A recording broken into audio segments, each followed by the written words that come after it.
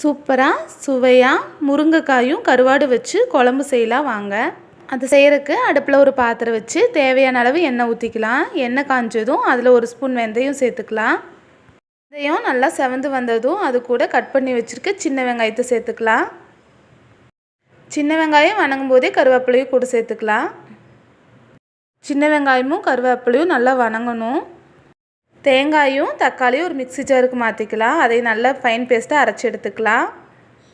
அரைச்சி வச்ச கலவையை நம்ம வெங்காயம் கருவேப்பிலை வணங்கிட்டுருக்கு இல்லையா, அது கூட சேர்த்துக்கலாம். ஜாருக்குள்ளே இன்னும் கொஞ்சம் தண்ணி ஊற்றி நல்லா கலந்துட்டு அதையும் சேர்த்துக்கலாம். அரைச்சி வச்ச கலவையை சேர்த்துட்டு அது கூடயே 1/4 டீஸ்பூன் மஞ்சள் தூள், 1 டீஸ்பூன் உப்பு, நம்ம கட் பண்ணி வச்சுருக்க முருங்கைக்காயும் உள்ளே சேர்த்துக்கலாம். அது கூடயே நான் வீட்டில் அரைச்ச குழம்பு தூள் சேர்த்துறேன். 2 ஸ்பூன் சேர்த்துறேன். குழம்பு தூள் இல்லை அப்படிங்கிற பட்சத்துக்கு மல்லித்தூள் மிளகாத்தூள் ஈக்குவலாக நம்ம சேர்த்துக்கலாம். அதை அப்படியே நல்லா கலந்து கொடுத்துட்டு மூடி போட்டு மூடி வச்சுக்கலாம்.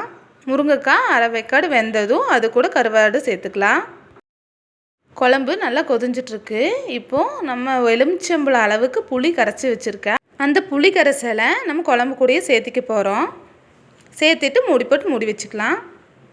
முருங்கைக்காய் பாதி வேக்காடு வெந்துருச்சு. அது கூட கழுவி வச்சுருக்க நெத்திலி கருவாடை சேர்த்துக்கலாம்.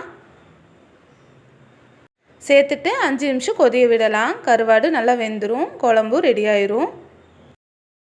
முருங்கைக்காய் நெத்திலி கருவாடு குழம்பு ரெடி ஆயிடுச்சு. எண்ணெய் நல்லா பிரிஞ்சு வந்திருக்கு பார்த்தீங்களா, குழம்பு ரெடி ஆயிடுச்சு. இது இன்ஸ்டண்ட்டாக நம்ம செய்கிற கருவாட்டு குழம்பு. இதே போல் மசாலாக்களை வறுத்து அரைச்சி செய்கிற முறையும் இருக்குது. அது இன்னொரு வீடியோவில் நான் அப்லோட் பண்ணுறேன்.